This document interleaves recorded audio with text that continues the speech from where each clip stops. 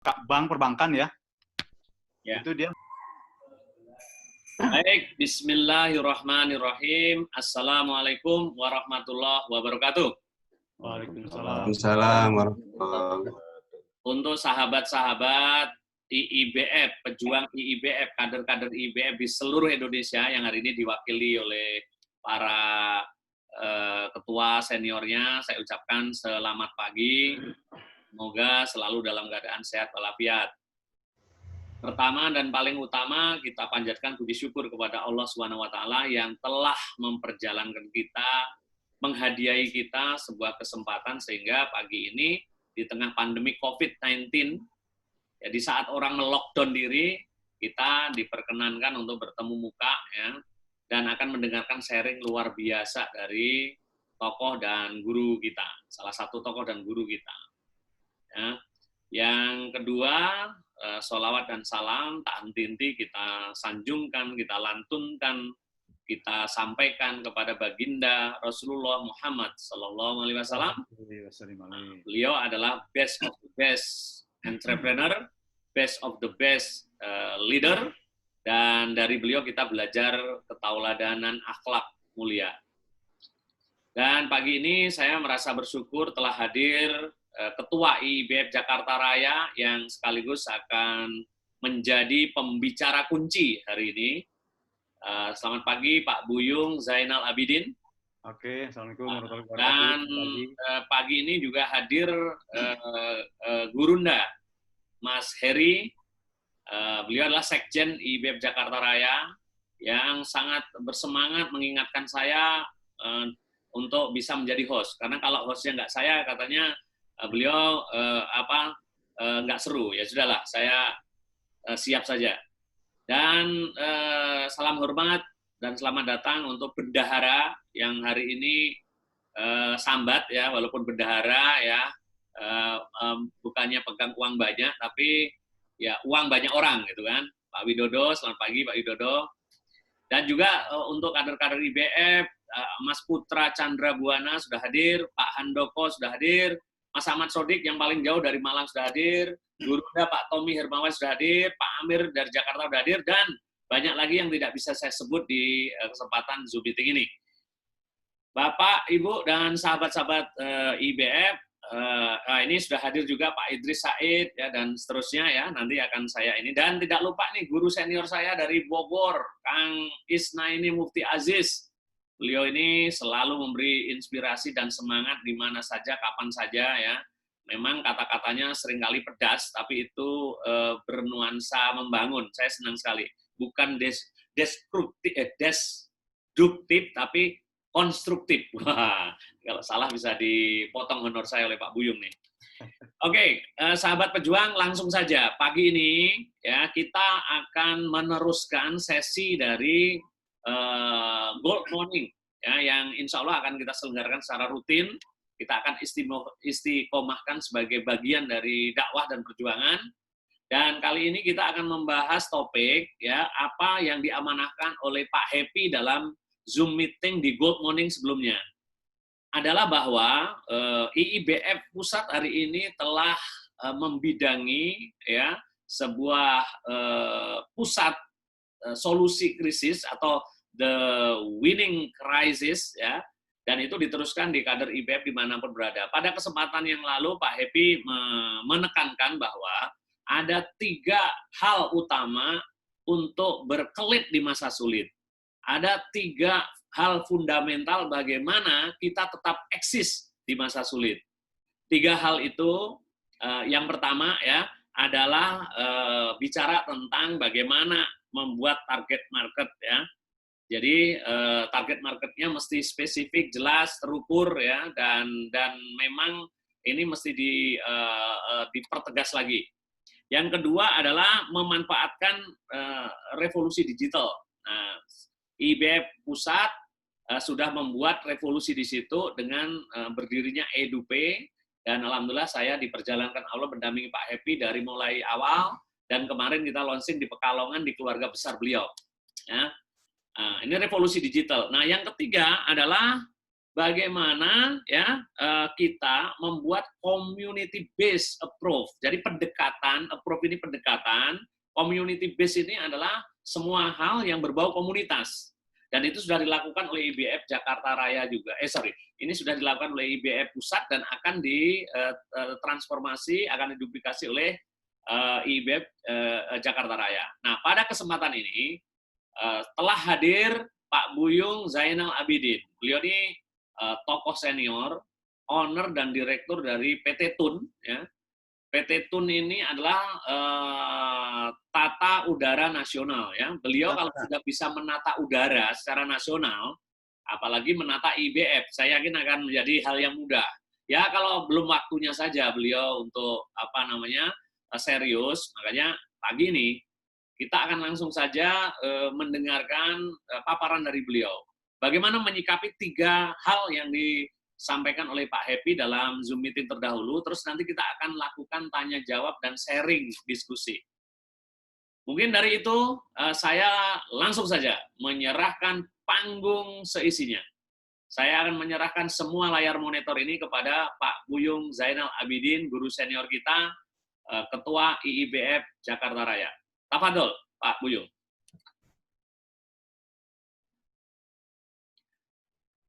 Silakan Pak Buyung.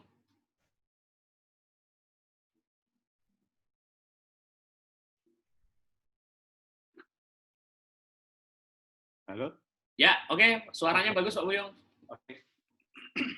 Baik, terima kasih Kapten Sar. Assalamualaikum warahmatullahi wabarakatuh. Waalaikumsalam warahmatullahi wabarakatuh. Jadi hari ini kita lanjutkan sesi sharing yang 2 minggu yang lalu Pak Happy sudah sampaikan. Ada hal yang, maaf saya ulangi sekali lagi, 3 hal yang perlu kita lakukan agar kita UMKM itu dapat mengatasi masa sulit. Ya. Jadi yang pertama, menguasai perubahan perilaku target market. Nah, saya akan mulai dari target market. Mungkin barangkali yang sudah pernah saya coba share aja screen-nya.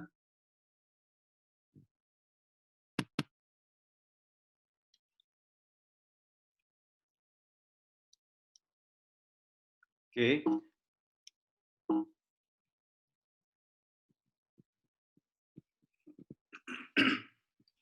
Pak, ini karena PDF Bapak nggak bisa klik next, Pak. Bapak tarik atas bawah. Nggak bisa di next karena ini PDF. Oh gitu ya? Ya. Tarik, sorry. Kalau PowerPoint bisa, Pak. Kalau ini mesti ditarik ke bawah. Ke atas kursornya. Dari sisi kanan kan ada itu, Pak. Oh, sisi kanan, oke. Ya.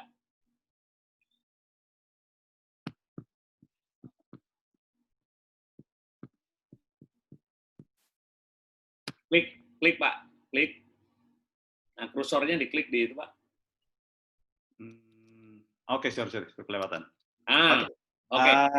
Jadi tadi Pak Happy mengatakan bahwa kita perlu menguasai perubahan perilaku target market. Nah, artinya kita mesti paham dulu target market. Setiap bisnis punya target market yang berbeda-beda, ya. Makanya bisnis kita harus tahu persis apa tuh target market. Bagi yang pernah mengikuti workshop Business Mastery, mungkin pernah mengetahui. Saya sekedar mengulangi. Bagi yang belum, saya anjurkan ikut Business Mastery. Sedikit saya bahas mengenai target market. Apa itu target market? Pertama, target market akan menentukan kompetitor Anda. Ya. Jadi dalam sebuah bisnis itu selalu ada kompetitor. Jangan pernah punya cita-cita mempunyai sebuah bisnis yang tidak ada kompetitor, karena bisa dipastikan bisnis itu tidak ada pembelinya. Ya. Jadi dengan Anda mengetahui target market, Anda akan tahu persis siapa pemain ataupun kompetitornya. Kemudian yang kedua, target market akan menentukan niche Anda.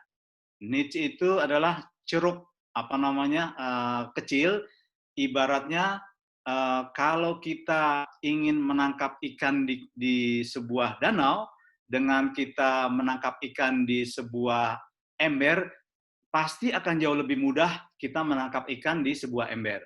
Ya, jadi temukan niche, Anda akan menjadi ahli. Yang keempat, niche, sedikit kompetitor lebih efisien.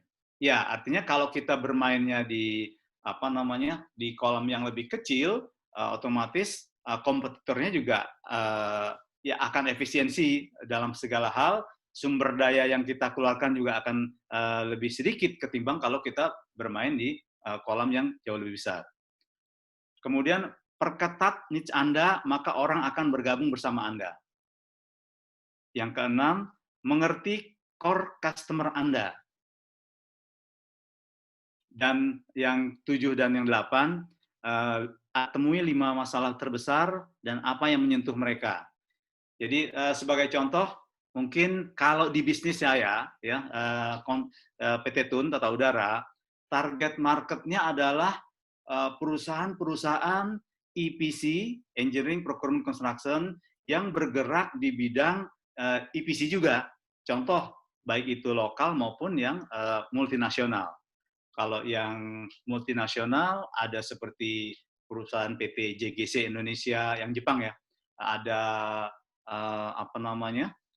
Toyo Engineering, ada Chiyoda Engineering, ada yang dari Korea seperti POSCO Engineering, ada Hyundai Engineering. Kalau yang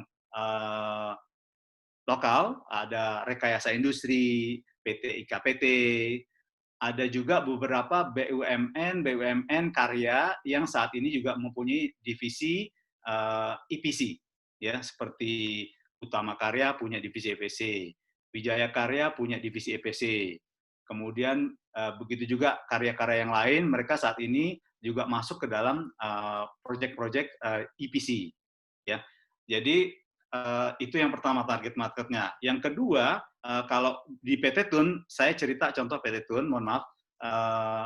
Yang kedua, target marketnya adalah perusahaan yang memang mempunyai bisnisnya di bidang oil and gas, power plant, petrochemical, dan mining. Mungkin contoh di oil and gas, salah satunya Pertamina. Dan yang lainnya, mungkin Anda juga sudah tahu. Kemudian di power plant, salah satunya ya PLN yang punya BUMN. Kemudian yang di petrochemical ada seperti sekolah swasta seperti Chandra Asri. Kemudian di mining juga banyak, salah satunya yang pernah kami kerjakan dulu di KPC, Kaltim Primacoal. Oke, jadi setelah kita tahu target market dan amati apa yang terjadi dengan perubahan perilaku di target market. Kalau di industri yang saya lakukan dengan kondisi COVID sekarang ini, itu biasanya kita yang tender atau bidding yang biasa kita diundang klarifikasi secara offline, ya saat ini terpaksa harus dengan online. Ya, jadi klarifikasi teknis, klarifikasi itu lakukan dengan online, ya. Begitu juga mungkin kalau di industri yang lain, katakanlah ada salah satu teman yang buka rumah makan di Jogja, ya, yang target marketnya adalah mahasiswa, dengan kondisi seperti sekarang ini, di mana mahasiswa belajar secara online dan otomatis mereka tidak hadir di situ, dan dampaknya otomatis target market berubah, sehingga pasarnya pun akan menjadi berubah, dan bisnis kita harus menyesuaikan seperti itu. Oke, saya lanjutkan berikutnya.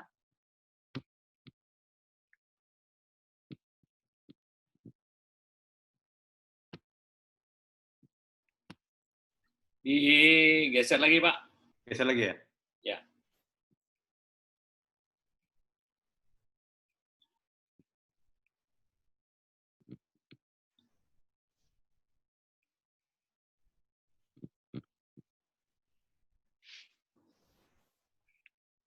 Sorry. Nah, terus ke bawah, Pak, ke bawah. Yang bawah ya.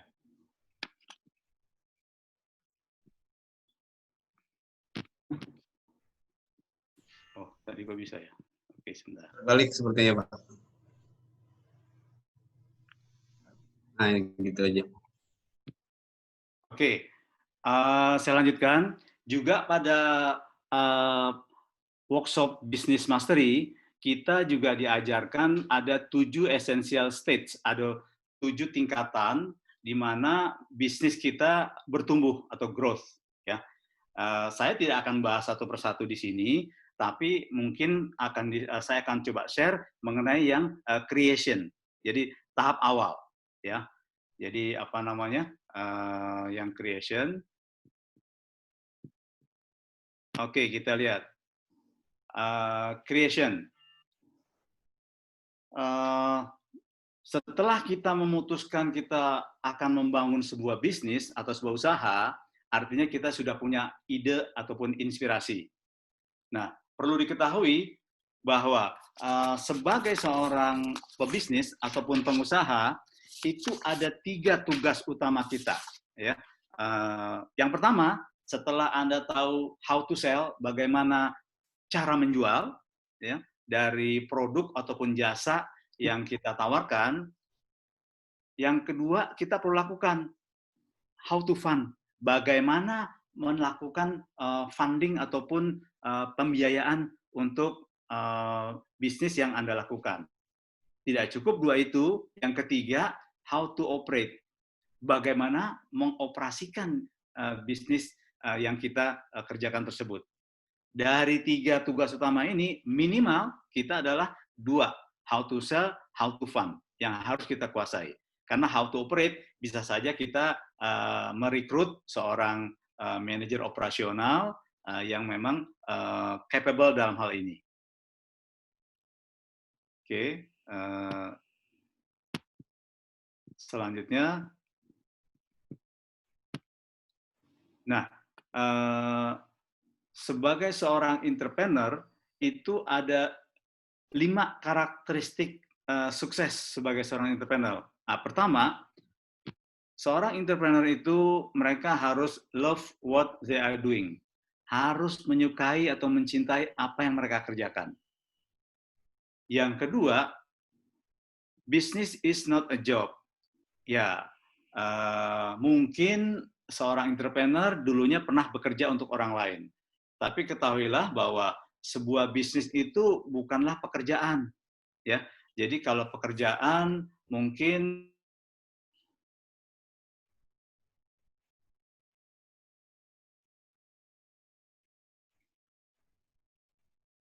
Halo, Pak Buyung. Mati, Pak Buyung.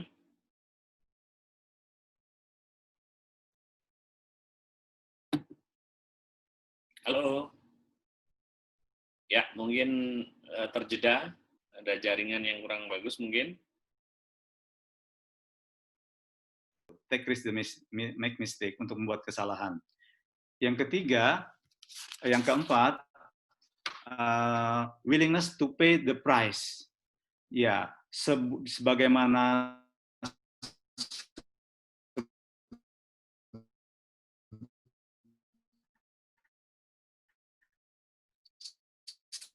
setiap harga dibayar.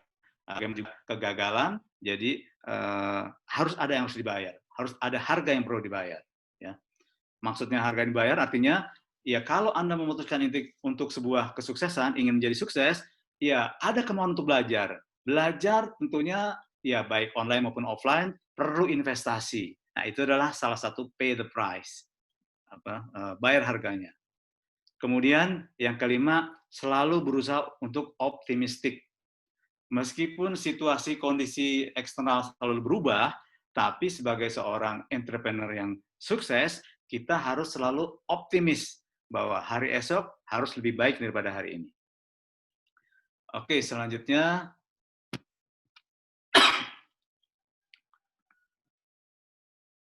Ini sambil ada yang bertanya atau bagaimana, Kapten Sar sebaiknya? Lanjut aja, Pak. Lanjut aja. Beberapa slide nanti ya.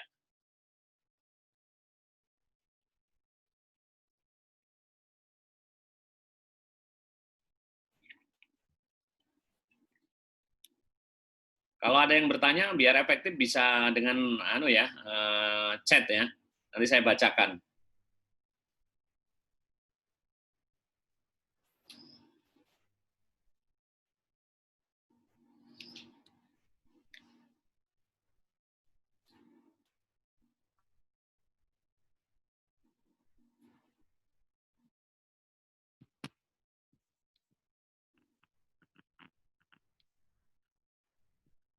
Oke, selanjutnya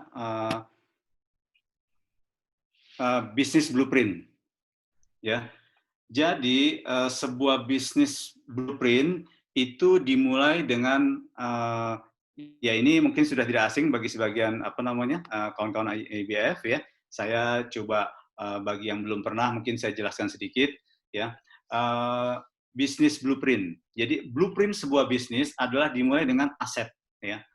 Aset yang kita miliki hendaklah dia dapat kita konversi atau kita rubah menjadi sebuah sales.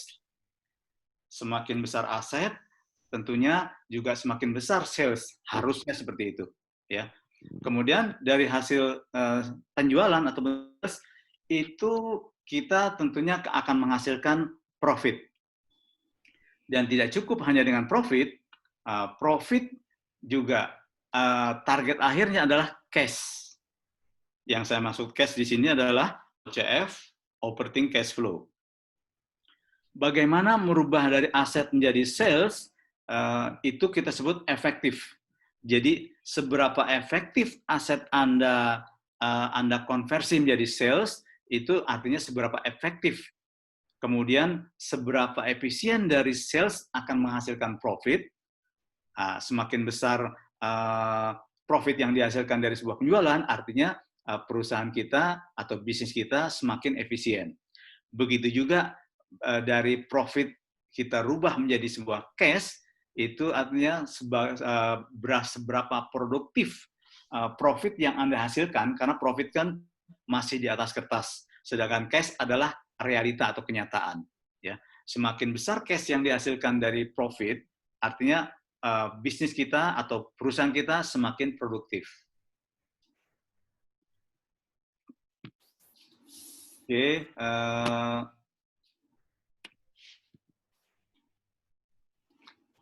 Oke, jadi kita tadi sudah ketahui bahwa pada akhirnya yang kita yang harus kita target, yang harus kita penuhi adalah cash dalam sebuah bisnis. Ya. Sekarang bagaimana kita memperbesar cash kita ataupun OCF agar OCF-nya itu positif, ya. How to generate positive operating cash flow. Pertama yang bisa kita lakukan adalah reduce cost.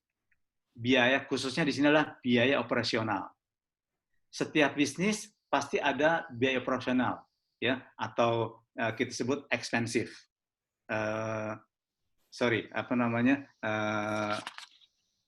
Expenses, biaya-biaya.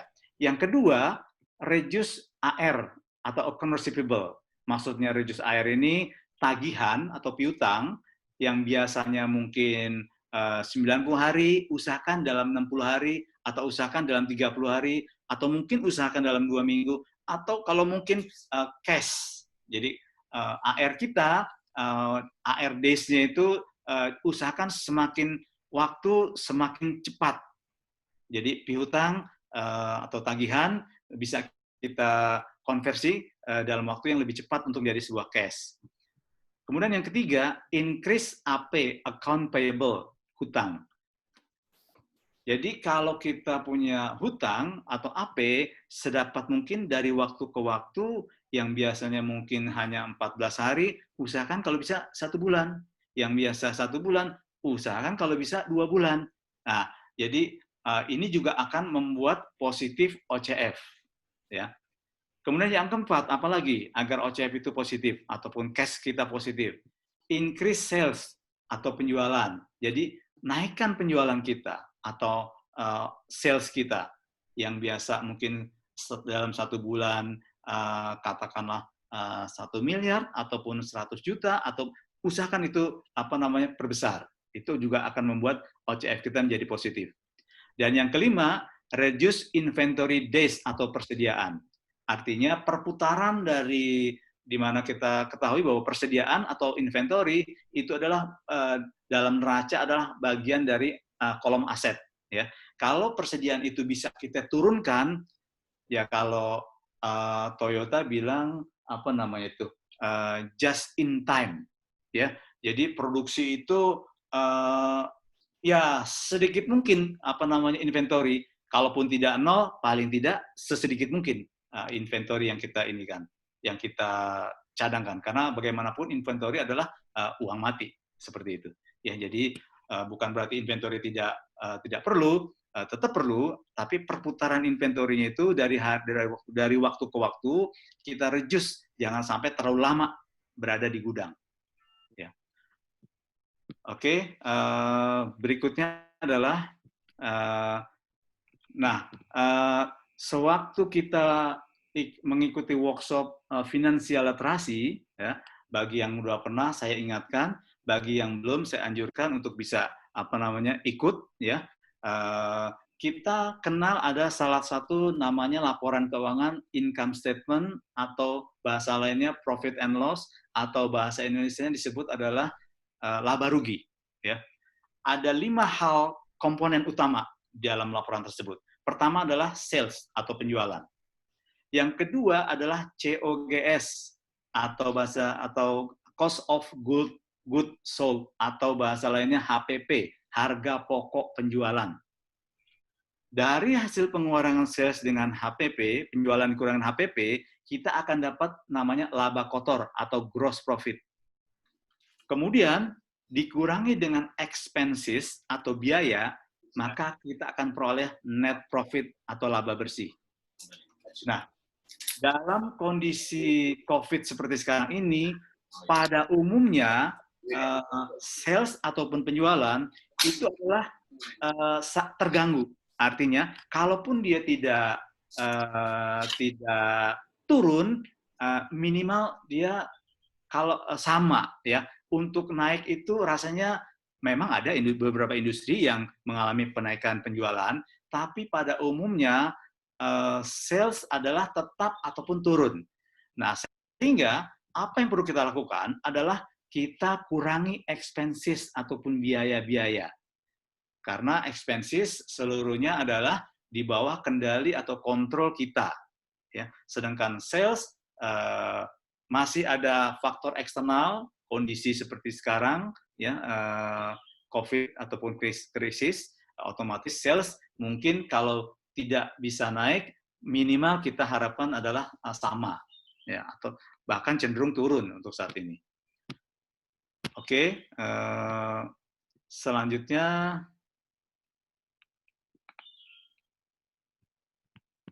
Pak Buyung. Ya, oke, gimana? Ini mumpung belum jauh ya, masih ada di seputaran tema itu. Oke. Ada pertanyaan dari Mas Ahmad Sodik.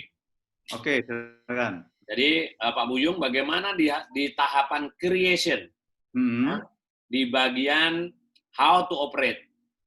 Apakah memang harus meng-hire seorang manajer atau bagaimana tahapannya? Yang saya tadi bilang adalah kita sebagai pengusaha itu yang perlu tugas utama kita 3, ya. Pertama how to sell otomatis, ya. Yang kedua how to fund, dan yang ketiga adalah how to operate. Kalau kita bisa lakukan ketiga hal tersebut, itu ya itulah kita sebagai pebisnis ataupun pengusaha yang sesungguhnya. Tapi seandainya Anda hanya bisa melakukan how to sell dan how to fund, untuk how to operate itu kita bisa katakanlah meng-hire orang, ya kan? Meng-hire orang itu artinya kalau memang kapasitas kita memang belum capable dalam hal ini. Tapi untuk saat-saat awal rasanya sebuah bisnis yang dibangun itu pasti kita kuasai juga lah bagaimana bisnis prosesnya lah, atau bagaimana cara mengoperate-nya. Jadi tidak harus, maksud saya. Jadi kalau boleh memilih dari tiga tugas utama itu, minimal 2 yang Anda kuasai, minimal, yaitu how to sell dan how to fund. Sedangkan how to operate itu bukan berarti tidak penting, artinya kalau Anda tidak kuasai ataupun kurang menguasai atau kita bisa masih ada orang profesional kita bisa hire. Maksudnya seperti itu, Kapten Sar. Gimana? Cukup jelas? Halo? Ya, Pak. Jelas, Lanjut. Pak. Makasih. Ya. Ya, oke. Boleh saya lanjutkan? Lanjut, Pak. Oke.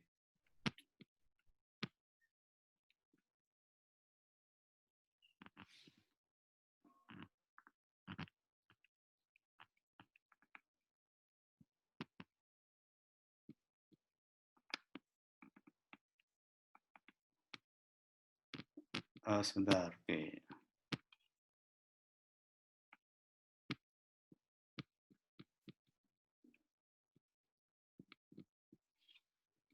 Saya scrollingnya agak terganggu di sebentar.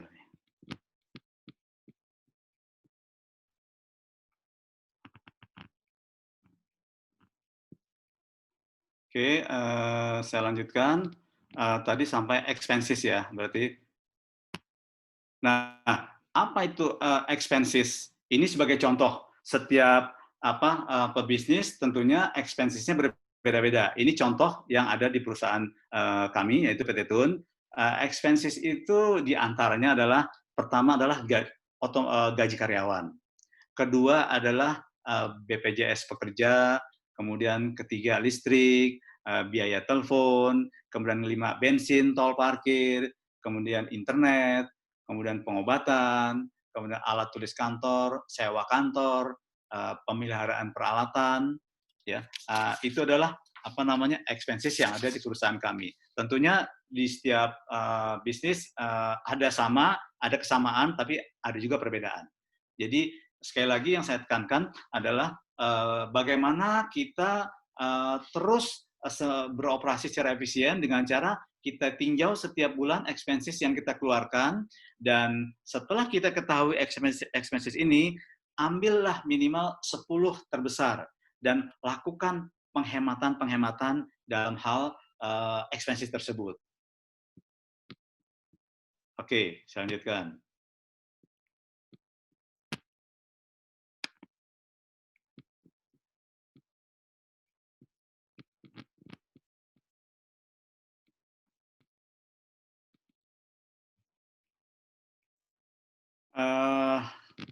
Berikutnya adalah management cycle, ya.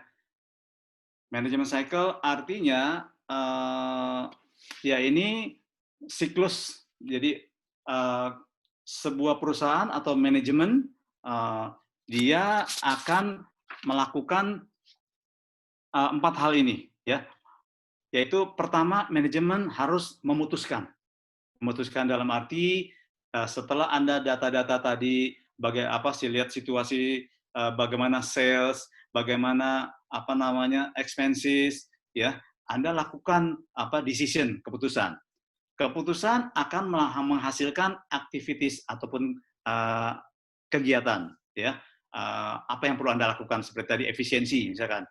Kemudian efisiensi akan menghasilkan angka-angka.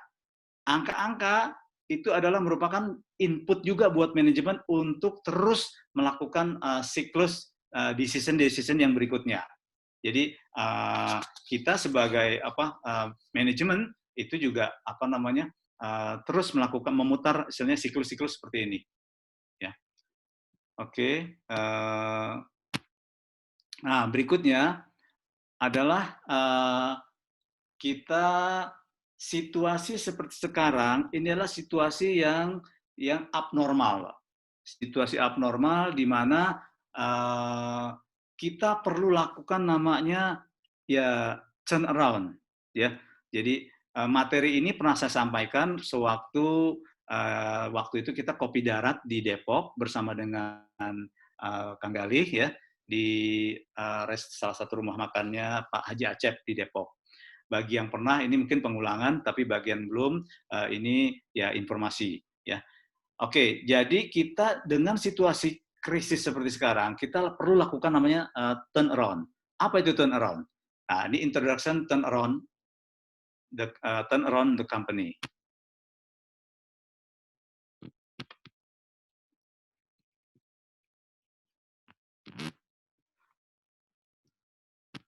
Kenapa kita perlu lakukan turnaround? Pertama, situasi, ya.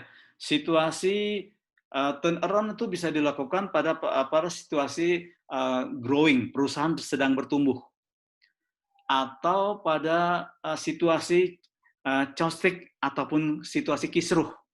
Dan yang ketiga adalah distress atau tertekan. Nah, situasi seperti sekarang ini bisa dikategorikan adalah situasi yang tertekan. Kenapa disebut tertekan? Karena pada umumnya penjualan ataupun sales kita pada umumnya turun, ya, apa seperti itu. Sehingga turnaround perlu dilakukan.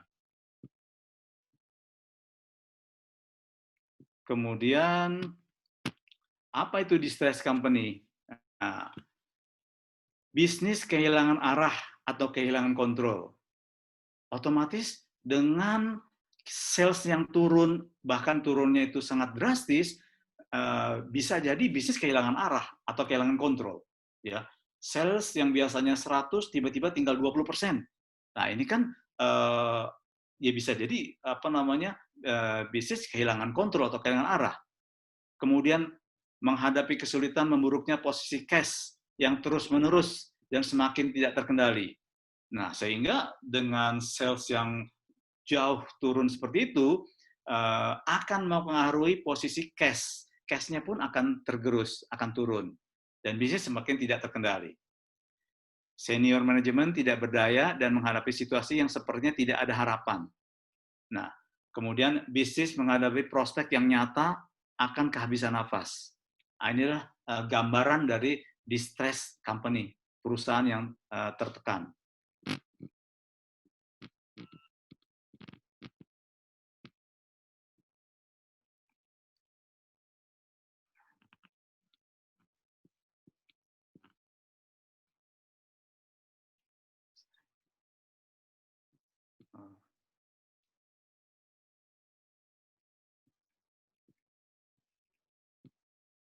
Oke, selanjutnya adalah strategi untuk perusahaan yang sedang mengalami tekanan. Itu pilihannya cuma 3. Ya. Pertama, menyerah, ya artinya menyerah tuh bisnis dijual, sell the business. Yang kedua adalah turn around. Nah, ini yang sedang kita akan bahas, ya. Jadi lakukan turn around. Turn around artinya perubahan yang 180 derajat. Dan terakhir close down. Ya, tentunya kita tidak menginginkan hal itu.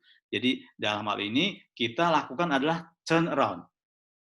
Ya, lakukan perubahan-perubahan secara dramatis atau kalau bisa dikatakan 180 derajat lah, seperti itu. Oke.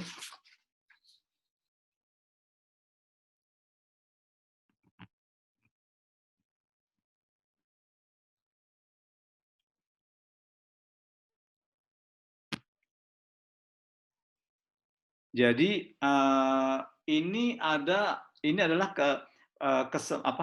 ada 3 strategi untuk mempunyai sebuah bisnis. Ya. Strategi pertama adalah startup atau membuat bisnis baru atau men-set up bisnis. Yang kedua adalah turn around. Ya. Yang ketiga adalah buy business.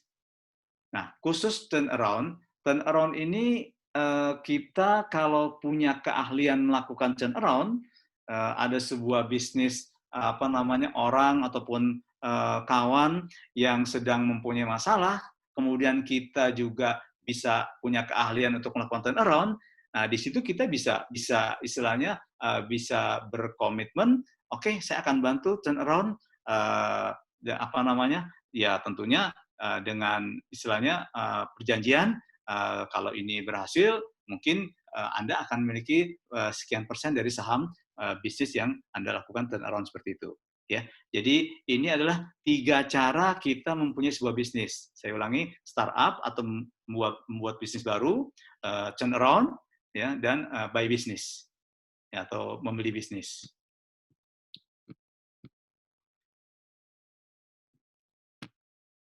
Nah, ini dulu kita pernah ada sebuah saya lupa di tahun berapa, ada sebuah film mengenai Pretty Woman, ya.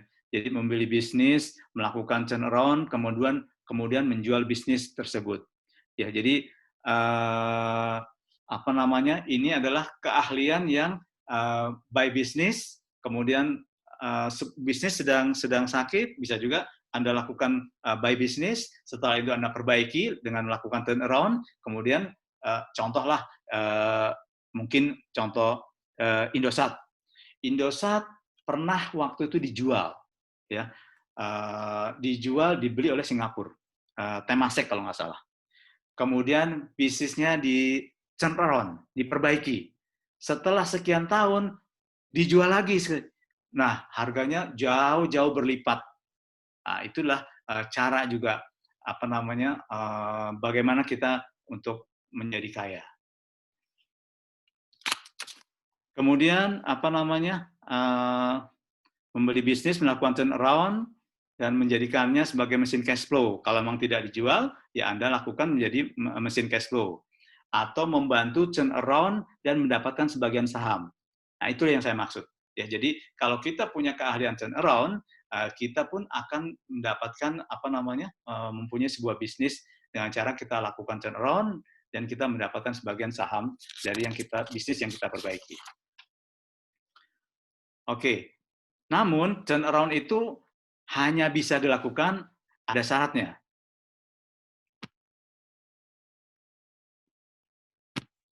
Nah, syaratnya adalah turnaround hanya bisa dilakukan dengan syarat pertama, tidak terlalu terlambat.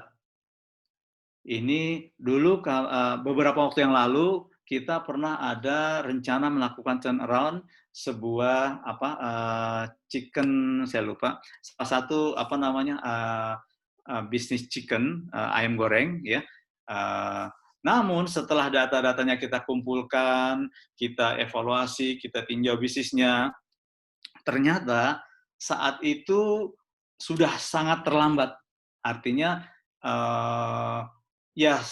sehingga sulit untuk dilakukan turnaround. Jadi turnaround hanya bisa dilakukan kalau tidak terlalu terlambat. Yang kedua, turnaround bisa dilakukan ada transparansi dan kejujuran, ya. Jadi informasi yang kita peroleh itu semua transparan dan disampaikan secara jujur apa adanya, sehingga keputusan-keputusan yang kita lakukan itu bisa melakukan perubahan 180 derajat. Yang ketiga, komitmen untuk melakukan apapun yang diperlukan. Jadi setelah dilakukan perubahan dan dipastikan setiap yang mengikuti harus melakukan komitmen untuk melakukan perubahan. Dan berikutnya yang keempat, bersedia untuk melakukan perubahan secara radikal. Ya, karena kita merubah secara 180 derajat, otomatis perubahannya bisa jadi sangat radikal. Dan yang kelima, ya, turnaround hanya bisa dilakukan dengan syarat ada strong leadership atau kepemimpinan yang kuat. Pak Buyung? Ya, oke. Ini ada Mas Tommy Hermawan. Ini lagi mau melaksanakan buy the business. Oke. Ini apa yang perlu diperhatikan dan jadi syarat agar buy the business-nya itu menguntungkan, gitu, Pak Buyung. Oke. Buy business, ya. Yaitu tadi adalah salah satu cara kita mempunyai sebuah bisnis adalah salah satunya adalah dengan buy business ini. Namun buy business ini juga harus punya keahlian dalam hal ini, ya. Keahlian apa yang mesti Anda miliki? Ya, Anda harus paham mengenai angka-angka, ya kan? Artinya laporan keuangan, ya. Buy business berbeda dengan buy property. ya. Jadi misalkan ada sebuah rumah sakit yang akan dijual ataupun sebuah universitas yang akan dijual, itu yang Anda perhatikan adalah bukan bangunan rumah sakitnya, bukan bangunan gedung kampusnya, tapi tidak. Yang Anda perlu perhatikan adalah laporan keuangan yang Anda terima, ya, yang ada misalnya yang laporan keuangannya mereka. Karena dengan laporan keuangan, kalau kita punya keahlian untuk membaca laporan keuangan, otomatis kita tahu bahwa ini adalah istilahnya visible untuk kita beli. Tapi kalau belum, saran saya sebaiknya belajar dulu mengenai financial literasi sehingga Anda paham angka-angka dalam laporan keuangan. Pak Buyung, Ya, jadi sekarang. dalam arti kata lain, Ya. syarat yang harus dipenuhi adalah mengerti tentang laporan keuangan. Itu sebagai salah satu tool bagaimana buy the business, bukan bicara aset ya, bukan bicara bangunan dan seterusnya ya Pak Buyung ya. Iya, betul sekali. Jadi harus fake membaca laporan keuangan tersebut ya. Iya, betul. Makanya disarankan ikut financial literasi, begitu Pak Buyung. Betul, betul. Oke, lanjut Pak. Oke.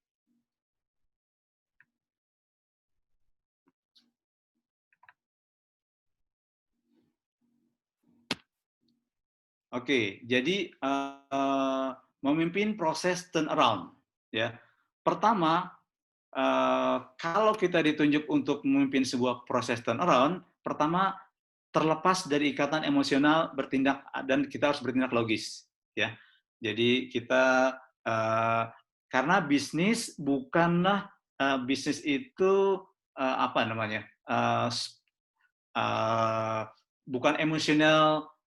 bukan emosional game. Bisnis adalah intellectual game, ya. Jadi Anda harus lepaskan emosional Anda. Jadi bisnis adalah intellectual game. Maksudnya adalah Anda lihat angka-angkanya, ya. Jangan terbawa emosi seperti itu. Yang kedua, kokoh tidak memberikan ruangan untuk toleransi. Dan kalau segala sesuatu sudah diputuskan, kita harus memegang prinsip, ya, jangan memberikan toleransi seperti itu. Contoh, misalkan sudah diputuskan bahwa yang namanya uang masuk harus satu pintu, misalkan gitu kan. Jadi jangan sampai ada cash in nanti ada beberapa pintu yang tidak terkontrol. Nah itu salah satu contoh. Ya. Jadi harus kokoh, tidak memberikan toleransi. Yang ketiga, memiliki sasaran yang jelas dan membuatnya terjadi. Dan tentunya kita harus punya goal yang jelas, ya, sehingga apa yang kita inginkan bisa terrealisasi. Dan yang keempat, mendorong setiap orang untuk memenuhi deadline. Ya, karena kita punya goal, setiap goal itu punya target, setiap target ada deadline. Ya otomatis kita harus kontrol agar semua tim yang terlibat itu bisa achieve dan sesuai dengan deadline yang sudah ditentukan. Yang kelima, kita dalam hal ini adalah harus tegas dan gigih. Jangan fleksibel, kita harus tegas. Dan yang keenam, ya komunikatif, bertindak cepat dan terpercaya. Ya. Nah, inilah orang-orang yang berhasil memimpin turnaround ini harus lakukan keenam langkah ini.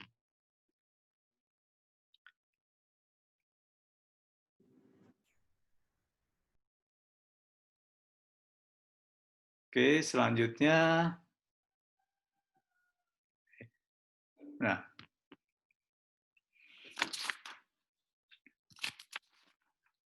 Nah, tugas Anda dalam memimpin turnaround, pertama membuat prioritas dan target jangka pendek. Ya, seperti COVID sekarang, ya kita jangan buat target jangka panjang. Buatlah target jangka pendek. Katakanlah 3 bulan, 6 bulan. Nah, makanya dalam situasi seperti sekarang ini sangat tepat kalau kita lakukan turnaround untuk perusahaan kita masing-masing. Ya, buat prioritas target jangka pendek 3 bulan, 4 bulan, atau 6 bulan. Jangan sampai setahun, 2 tahun. Nah, itu terlalu lama. karena kondisinya bisa jadi berubah, situasi berubah. Kemudian yang kedua, menemukan masalah yang mendasar. Ya, temukan apa masalah yang mendasar. Ya kalau sekarang ini kan dengan kondisi seperti sekarang, masalah mendasar adalah ya yang Pak Epi katakan ada 3 hal itu. Pertama, ya ada perilaku target market yang berubah. Nah, itulah masalah mendasar. Otomatis kita harus carikan solusinya. Yang ketiga, menetap harapan dan menerapkan standar dengan tegas. Ya, menetapkan standar dengan tegas. Yang keempat, membangun komunikasi kepada stakeholder. Stakeholder ya mulai dari karyawan, ya itu stakeholder kita, kemudian juga customer itu stakeholder kita, ya supplier itu juga stakeholder kita, ya itu harus dibangun komunikasinya. Ya artinya contoh tadi kan kita untuk membuat positif OCF, ya katakan kepada supplier Anda bahwa mulai hari ini saya tidak bisa bayar cash. Saya minta Anda kasih tempo 30 hari ataupun barangkali 60 hari. Nah, contohnya untuk yang AP atau tagihan. Nah, begitu juga Anda harus itu hutang, maksud saya. Tapi begitu juga Anda komunikasikan kepada customer Anda yang biasanya Anda dibayar mungkin tempo 90 hari, ya. Mulai hari ini kalau Anda komunikasikan, tolong kalau bisa kami dibayar pakai katakanlah misalkan SKBDN, ya. SKBDN kan Anda bisa lakukan namanya diskonto. Jadi yang biasa meskipun SKBDN itu 90 hari, tapi Anda bisa lakukan sebelum 90 hari, mungkin 2 minggu sudah cair. Ini contoh komunikasi dengan dengan pelanggan ataupun customer dan komunikasi dengan supplier seperti itu. Oke, yang kelima, membangkitkan keyakinan dan kepercayaan. Ya otomatis semua tim yang terlibat Anda komunikasikan dan Anda yakinkan bahwa saat ini kita memang sedang kondisi sedang berubah, kondisi sedang sulit, ya kita akan lakukan hal-hal seperti ini. Jadi itu dikomunikasikan sehingga tim kita mempunyai keyakinan dan kepercayaan bahwa kita akan berhasil untuk melewati masa-masa sulit seperti ini. Dan yang keenam, membangun budaya sukses. Ya, budaya sukses perlu kita bangun, ya, harus kita bangun. Ya, budaya sukses mungkin ya komitmen segala macam seperti itu. Culture ya. Kemudian melakukan transformasi bisnis jangka panjang. Perubahan-perubahan bisnis jangka panjang perlu Anda lakukan ya, seperti itu. Jadi oke, berikutnya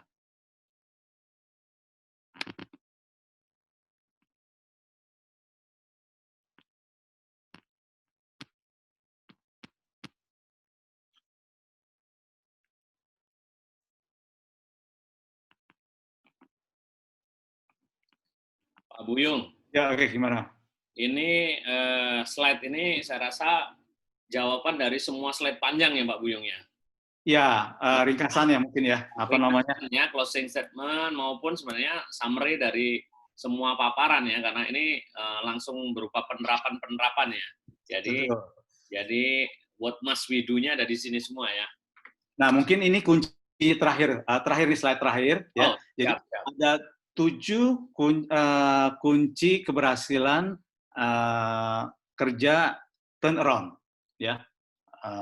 Yang pertama adalah kita karena sedang menghadapi krisis, tentunya kita harus menstabilkan krisis yang ada, ya kan? Kedua, ya kalau dulu pelemahan itu diakibatkan karena adanya kelemahan daripada kepemimpinan, ya tentunya lakukan new leadership kepemimpinan yang baru seperti itu.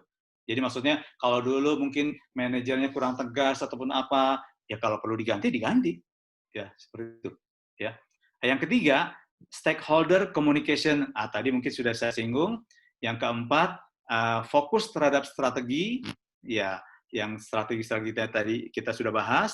Yang kelima, perubahan dalam organisasi. Ya, kalau memang diperlukan, org chart ataupun organization chart yang saat ini Anda miliki, Anda rubah ya untuk mendapatkan hasil yang optimal ya. Yang keenam, critical process improvement. Nah, proses-proses yang kritis, lakukan perbaikan, improvement. Dan terakhir, restrukturisasi finansial. Dan otomatis keuangan juga harus dilakukan restrukturisasi. Nah, mungkin ini yang saya sampaikan. Silakan barangkali kalau ada yang ingin bertanya. Silakan Kapten Sal. Ya, baik Pak Buyung, terima kasih luar biasa. Saya akan buka sesi pertanyaan ya. Silakan teman-teman, sahabat IBF untuk bertanya. Pak Buyung boleh screen-nya dikeluarkan dulu. Oke. Saya keluar ya sebentar. Ya. Dan untuk teman-teman dipastikan ya sudah nampak kembali Pak Buyung. Nah, ini ternyata pesertanya bertambah nih, ada 1.000 orang nih ya. Alhamdulillah ya. Pak Sekjen, gimana Pak Sekjen? Ada yang mau ditanggapi Pak Ajis? Wah, Pak Ajis masih bertahan. Kopinya habis 2 cangkir kayaknya Mas Ajis. Karena ditemani sama putranya. Wih, ada juga Pak Abdul Razak ini. Wah, ini cikgu senior kita. Sayang gambarnya nggak ada. Ayo, ada yang mau bertanya sebelum kita tutup? Ayo. Oh, ini ada yang bertanya nih Pak. Saya buka chatnya ya Pak Buyung ya. Silakan, Kapten. Dari Mas Tommy lagi, apa yang perlu diperhatikan jika ingin buy bisnis tadi sudah? Nah, bagaimana cara tentukan? Baru begitu, apa cara tentukan? Mas Tommy, langsung saja Mas Tommy dibuka ininya, unmute. Soalnya pertanyaannya baru 1, terus langsung ini. Oh, iya. Mas Tommy, halo. Halo, bukan. Tanya langsung ya, Pak? Ya, silakan Mas Tommy. Bukan saya itu. Idris, Pak. Oh, Mas Idris. Oh iya, Mas. Ya, Pak Idris. Bagaimana cara tentukan? Baik. Boleh langsung saja. Ya. Boleh, Pak Idris. Baik. Assalamualaikum warahmatullahi wabarakatuh. Waalaikumsalam warahmatullahi wabarakatuh. Jadi gini, yang pertama, bagaimana cara untuk turnover ya? Artinya bisnis yang saya ini kan di bidang event nih, benar-benar lockdown gitu kan. Ya. Nah ini kan, jadi udah ada beberapa usaha. Yang pertama, bagaimana caranya agar karyawan tetap self-belonging, artinya manajer kita itu bisa memiliki daya juang yang seperti kita juga. Apakah cara untuk planning bahasa Inggrisnya pokoknya tentang bagi saham itu program bagi saham itu efektif, dan bagaimana langkah-langkahnya supaya ada yang bilang kalau bagi saham itu merasa memiliki karyawan kita itu. Yang kedua, bagaimana menentukan untuk usaha baru ya, kan ada beberapa usaha nih B2C, B2B maupun B2G. Ini ada beberapa pilihan dan sudah saya kerjakan 3 bulan ini. Tapi ada uang yang cepat tapi kecil gitu ya. Ada uang yang lambat tapi besar gitu. Kira-kira mana usaha-usaha, karena yang bertahan sekarang kan usaha-usahanya yang retail ya. Yang biasa kita ngerjain project itu B2B, usaha jasa itu ya. Nah ini kira-kira bagaimana menurut Pak Buyung? Jadi cara menentukan usaha atau turnover tadi ya. Terus ya intinya itu sih. Jadi bagaimana langkah-langkahnya untuk usaha baru. Kemudian yang ketiga terakhir, ini kan para manajer saya kan sudah tanda kutip udah nyaman dengan usaha yang sebelumnya, yaitu di bidang jasa atau event. Itu kan gajinya itu kan udah terlanjur besar. Ini kan kita usaha baru benar-benar semua dari nol. Kira-kira cara komunikasi bagaimana, terus tentukan gaji yang biasanya nolnya ada 2 digit misalkan, ini kan usaha baru nih. Itu bagaimana cara menentukan gajinya gitu manajer, karena ini usaha baru, dan bagaimana usaha yang lama itu kan, usaha lama itu kan event ini kan sudah saya konfirmasi dengan semua senior dan asosiasi dan sebagainya, ini akan lama, mirip dengan travel mungkin ya, gitu. Jadi, komunikasi dengan manajer, usaha baru, gajinya tuh berarti apa UMR lagi apa gimana gitu ya. Oke, Mas Idris, Silakan itu aja, mungkin Pak. bagus sekali pertanyaannya. Jadi Iya, intinya kan bagaimana di situasi yang serba tidak normal ini bisa iya, melakukan apa sebuah strategi solusi yang bisa iya. diterima semua. Pak Buyung, silakan Pak Buyung. Pak Buyung, Pak Buyung di mana Pak Buyung? Kalau saya, ya Pak Buyung di unmute Pak Buyung. Nah Oh, udah, oke. oke. Ini dari Pak Idris, silakan. Oke, sempat terputus tadi, tapi saya ada beberapa yang saya tangkap. Jadi memang kalau dalam situasi seperti sekarang ini, Pak, ya, itu saya ingat Pak Happy pernah sampaikan itu istilahnya low hanging fruit, ya. Eh, kita perlu cari bisnis yang istilahnya tinggal petik buahnya, ya. Jangan yang jangka panjang, karena situasi kan sedang berubah ya. Jadi apa yang bisa Anda lakukan, pokoknya yang penting gimana caranya bisa jadi uang, nah seperti itu. Jadi Pak Buyung, bisnis-bisnis, Pak ya. Buyung, mohon maaf, mungkin karena tadi terputus, jadi Mas Idris ini bergerak di event. Oke. Oh, event organizer, oke. Ya, karyawannya udah sangat nyaman dengan gaji yang dulu.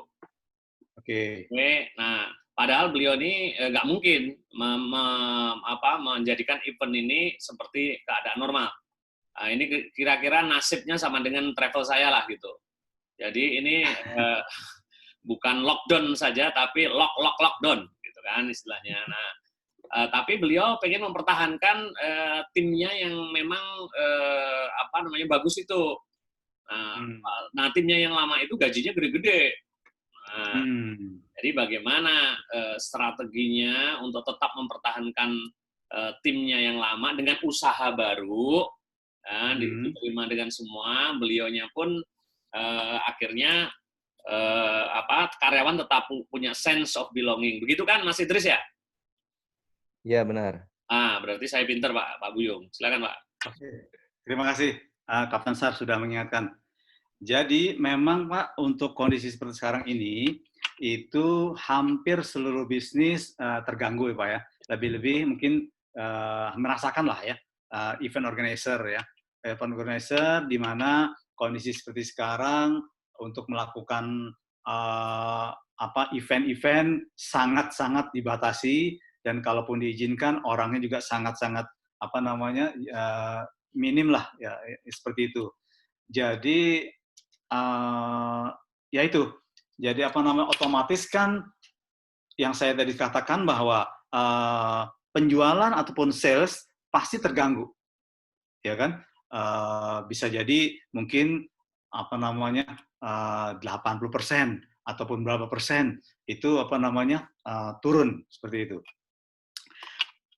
Nah, dalam kondisi seperti ini, yang perlu kita lakukan hal-hal pertama itu kalaupun kita tidak bisa mempertahankan penjualan atau sales, paling yang kita lakukan itu Pak, expenses tadi Pak. Expenses itu ya yang kita kurangi. Nah, dari expenses yang tadi saya sebutkan, Bapak lihat mana 10 terbesar expenses yang bisa Bapak tekan. Katakanlah misalkan gaji karyawan. Nah, ya memang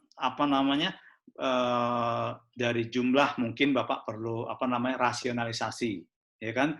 Kemudian dari setelah jumlahnya mungkin sudah evaluasi, katakanlah disesuaikan, kemudian dari yang katakanlah karyawan tetap yang mungkin terpaksa mungkin nggak bisa Anda nggak bisa katakanlah putus karena karyawan tetap, ya diajak bicara Pak.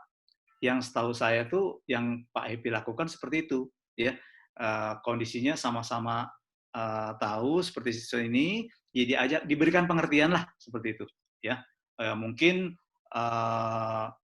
ya karena otomatis kan juga nggak harus masuk kantor ya Pak ya. Artinya kan WFH gitu kan, karena WFH otomatis juga mungkin katakanlah kalau dari struktur gaji itu ada gaji pokok, barangkali hanya gaji pokok saja barangkali. Seperti itu.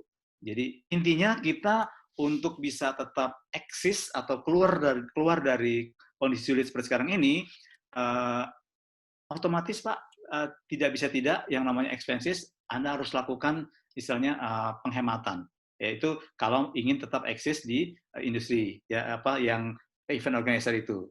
Kemudian di sisi lain juga kita dianjurkan untuk low hanging fruit. Jadi istilahnya kalau memang dimungkinkan ada istilahnya ada bisnis lain ataupun usaha lain yang ibaratnya jangka pendek bisa menghasilkan, rasanya nggak ada salahnya juga seperti itu. Apa namanya kita lakukan, ya. Mungkin gitu Kapten Sar. Oke, Pak Buyung. Ada lagi di waktu sudah mendekati 8:30. Adakah yang ingin bertanya? Ini ada pertanyaan dari Papua. Oh, bukan Papua, Pak. Maksudnya Indramayu nih. Ya, saya juga mau materinya. Oke, tenang aja. Nanti Pak Andoko yang ngatur soal materinya. Ada lagi? Nanti dibagi. Bentar. Ya. Boleh tanya langsung? Boleh, silakan. Ya, terima kasih waktunya Pak Buyung dan Pak Kapten Sar. Siap. Kebetulan saya bergerak di ini Pak, di wakaf ya, sebagai nazir, dan juga kita banyak ketemu banyak pihak lah gitu ya. Jadi setelah kita melaksanakan dan mengalami hal terkait dengan COVID ini, seperti yang Bapak bilang tadi ya, banyak di setup ulang dan sebagainya gitu. Cuma sisi lain saya melihat ada opportunity gitu ya di si wakaf, terutama di wakaf produktif gitu ya. Karena dengan asas saling sharing, saling berbagi, saling kolaborasi gitu ya. Dan bahkan kalau bisa kita bangun ekosistem bersama, itu insya Allah banyak hal yang jadi produktif gitu. Karena kan kondisi sekarang ini ada satu sisi orang yang punya uang ya, tapi uangnya dia nggak mau placement gitu ya, karena ya siapa gitu, kemana gitu. Nah, sisi lain ada orang yang punya keahlian yang bagus dalam bisnis seperti itu. Nah, sisi lain juga ada yang punya opportunity, dia punya market cukup besar gitu ya. Nah, gitulah kira-kira. Nah, saya melihat potensi wakaf produktif ini menjadi hal yang menarik gitu ya, karena sejarah juga sudah membuktikan bagaimana ketika pengelolaan ini dibuatkan dengan sebaik mungkin, apalagi kan wakaf adalah instrumen syariah yang Allah turunkan dalam rangka sustainable ya, berkepanjangan, dalam rangka kesehatan rakyat, dan sebagainya. Nah, sisi lain saya melihat juga si kebijakan di pemerintah kita itu sudah sangat support banget gitu ya. Bahkan ada istilah muncul terkait dengan zakat saham, wakaf saham, ya, dan sebagainya. Mungkin saya mau dapat banyak hal nih dari Pak Buyung terkait dengan insert ya.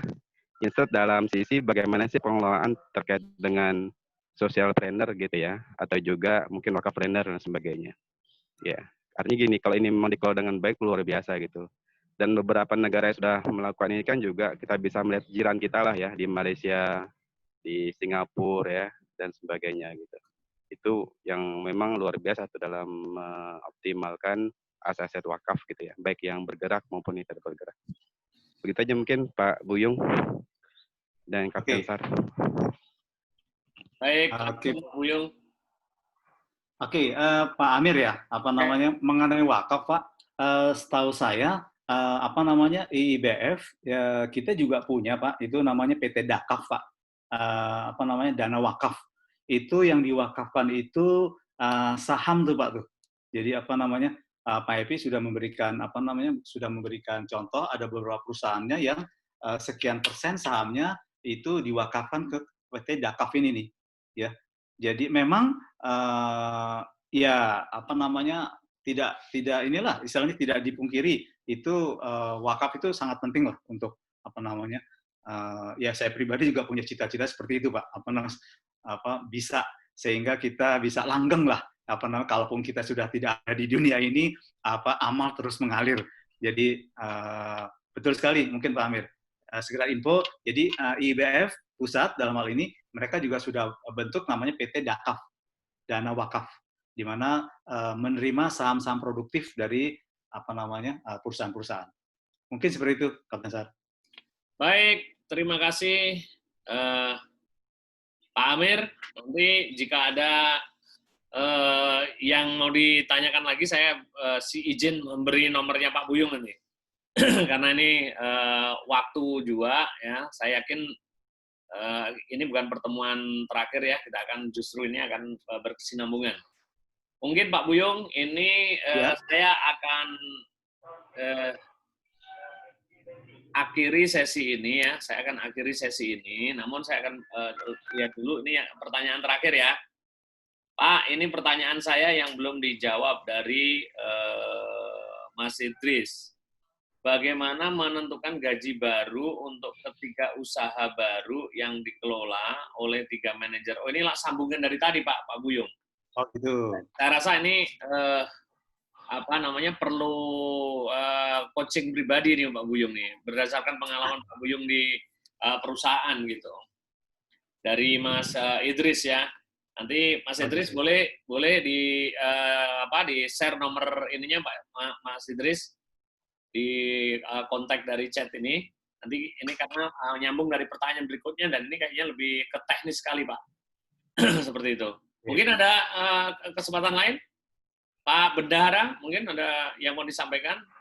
Pak Sekjen? Mungkin ini Kapten Sar dalam rangka community based approach, IIBF Jakarta Raya ini kita kan sudah punya website ya, sudah punya marketplace. Dan ini Pak Handoko biar antara anggota dari community di IIBF Jakarta Raya bisa saling bertransaksi, itu sebaiknya semua anggota masuk ke dalam community based marketplace. Mungkin Pak Handoko bisa bantu untuk sedikit menjelaskan dan bagaimana cara ininya mengikutnya. Pak Handoko. Nah, silakan Pak Handoko. Assalamualaikum warahmatullahi wabarakatuh. Waalaikumsalam warahmatullahi wabarakatuh.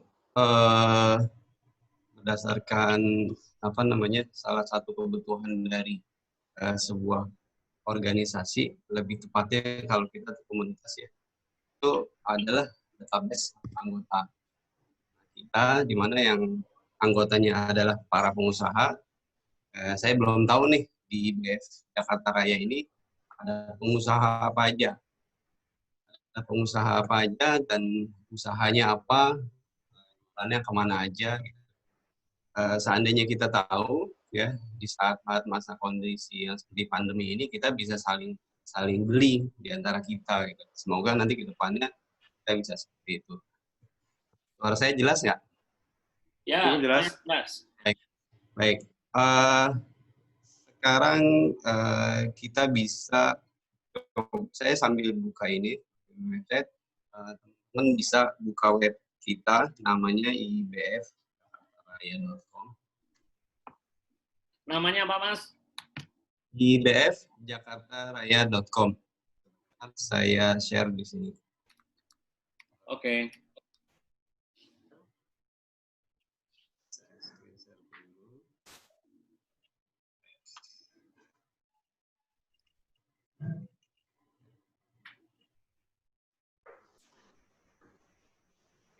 Ini web kita.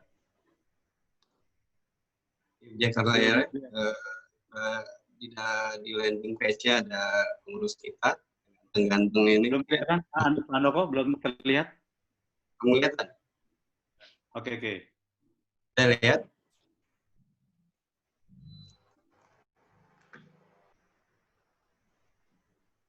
Oke, lanjut.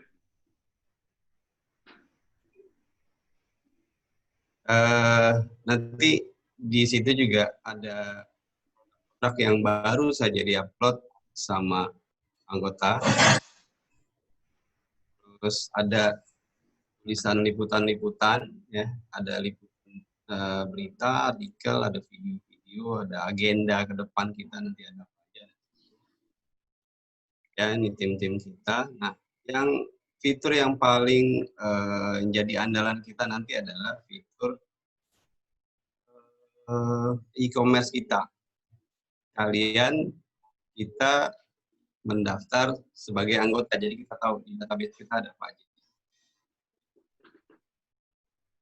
Baik, untuk daftar ini ada tombol daftar ya, kita klik di sini. Kita masuk ke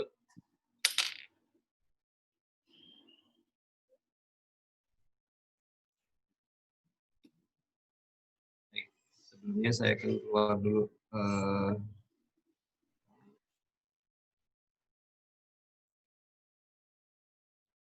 Saya posisinya udah masuk ya, saya akan keluar dulu.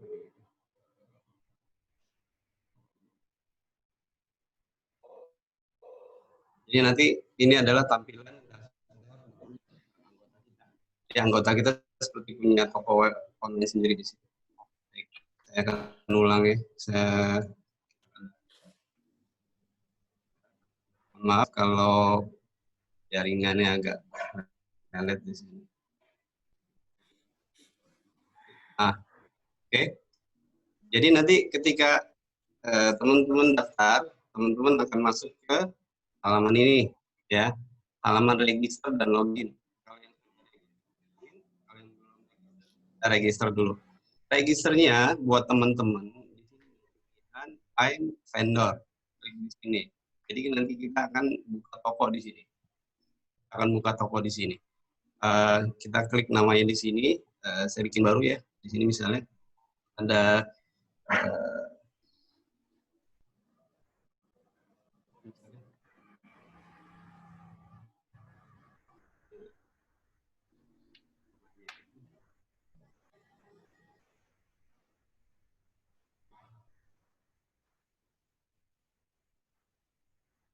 passwordnya nanti kita bikin sendiri, terserah kita apa namanya.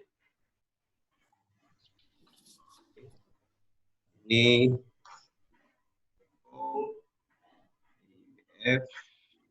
shop name, kasih nama, nanti namanya apa, nama yang akan tampil di e-commerce kita. Saya misalnya kasih namanya kayak baju Tara, ini kayaknya dia punya nih. Saya buat contoh ya. Oke, dia langsung otomatis ya, nanti akan langsung masuk ke sini. Linknya langsung terbentuk, store baju tentara. Nanti diisi di sini nomornya, saya isi nomor saya misalnya.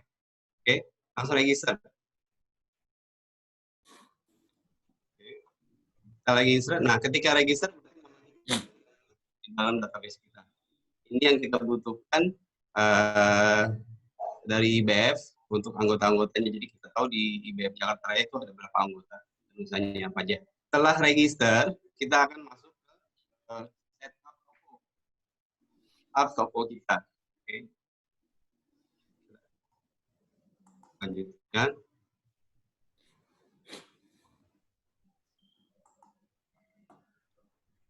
Di sini ada keterangan teknis. Store produk purchase mau berapa? Mau 10, mau 5, mau 20, terserah masing-masing. Kita kasih alamatnya, ya. Kita kasih alamat di sini semuanya. Terus kita continue.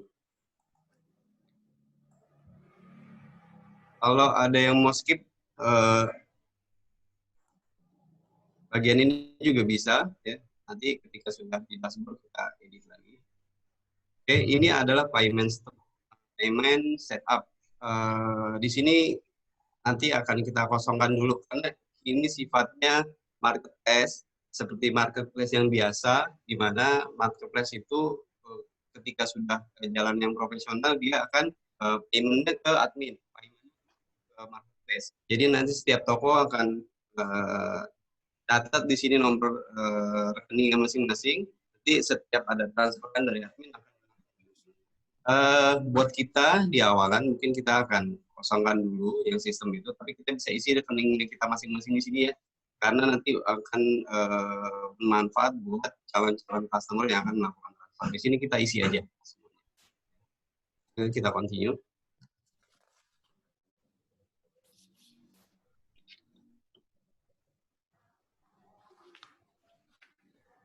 Kita udah siap. Jika udah siap, kita bisa langsung ke dashboard kita.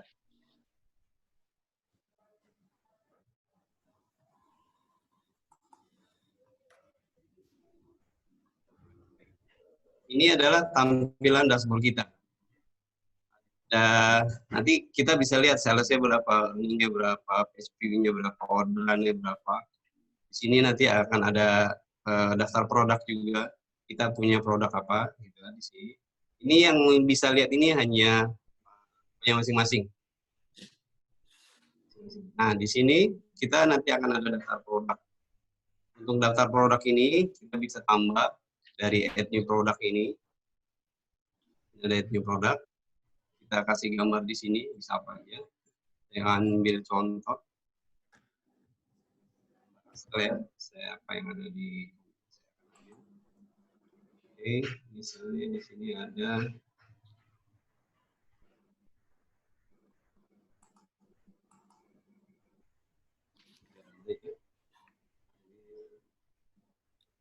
Oke, ini ada izin.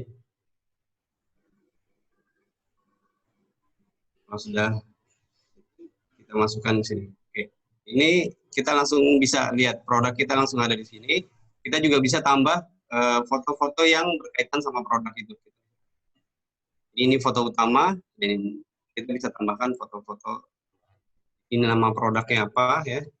Cincin militer. Harganya kita bisa kasih di sini 100.000. Oke. Nah, ini nanti kita bisa belajar pelan-pelan. Kita misalnya retail kategorinya, kita bisa pelan-pelan pelajarin fitur apa aja yang ada di sini. Lalu kita create produk baru. Produk tadi sudah nambah di sini. Produk kita bisa kita lihat di sini ya. Sebelum ke pokok ada fitur lagi namanya member list. Member list itu adalah anggota-anggota yang sudah mendaftar seperti tadi. Nanti mereka akan masuk ke dalam halaman member list.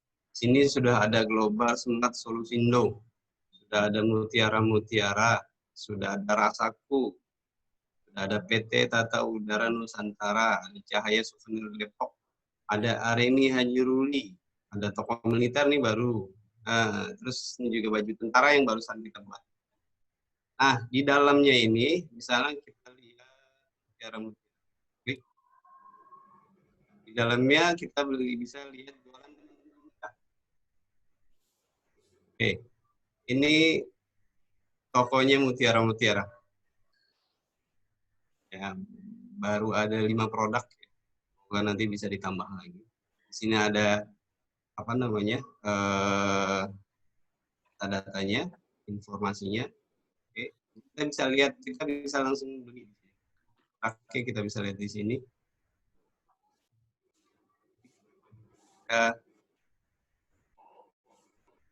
Oke, seperti ini nanti tampilannya akan seperti ini. Nah, selain ada member list, kita juga ada toko IBF. Toko IBF itu adalah satu halaman yang isinya semua produk yang sudah diupload sama anggota. Jadi dari semua anggota itu ternyata baru ada produk bumbu masak, non MSG dan Tiara. Yang lainnya sudah ada tokonya tapi belum empat. Pelan-pelan kita isi. Baik, kita kembali ke dashboard. Di dashboardnya nanti bisa di menu dashboard masing-masing. Oke, ini order nanti untuk settingan tampilan dari toko teman-teman kita bisa set di sini di setting.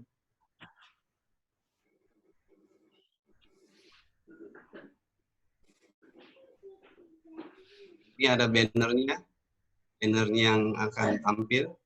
Terus di sini ada foto kecil lagi. Terus ini ada nama-namanya segala macam. Kita bisa. Di sini ada map juga. Tambahin mapnya. Ini ada jam buka tutup tokonya. Jam buka tutup tokonya mau ditampilkan di toko kita atau tidak bisa. Open atau close. Nanti semua ada.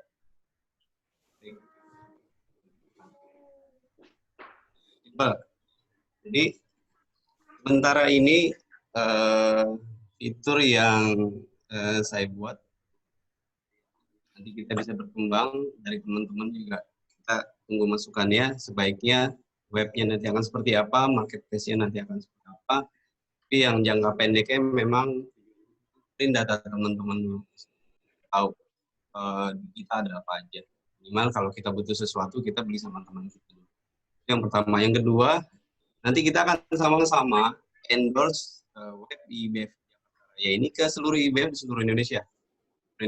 Jadi semoga teman-teman di seluruh Indonesia juga tahu. Jadi produk kita nanti akan kita endorse ke seluruh Indonesia. Semoga nanti produk kita pasarnya nggak cuma sekitar Jakarta Raya aja, tapi seluruh Indonesia.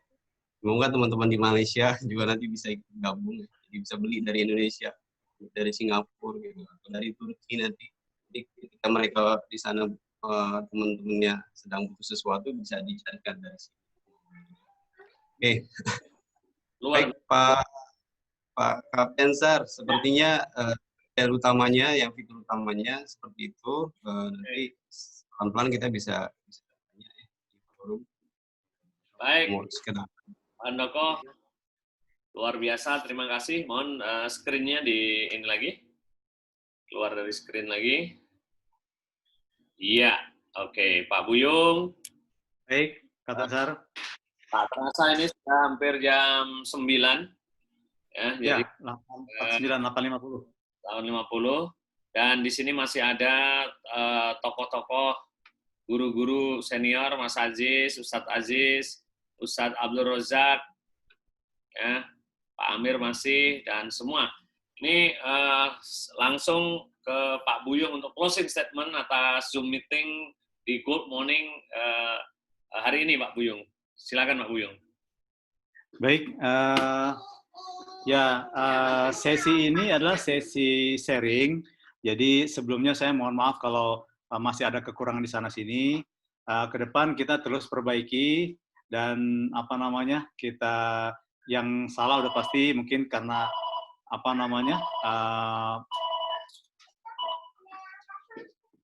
yang benar pasti datangnya dari Allah, tapi yang salah dari diri saya sendiri. Ya, tetap ke depan kita akan terus perbaiki, dan saya sangat tertarik dengan yang tadi Kapten Sar sampaikan itu, ya, kalau rasanya tuh kalau memang dimungkinkan itu kita lakukan, sehingga di IBF Jakarta Raya kita bisa mewujudkan punya kantor sendiri seperti itu, ya. Mungkin Pak Wid perlu di-follow up tuh Pak Wid, Pak Heri juga seperti itu, ya. Siap, Dari Pak. saya mungkin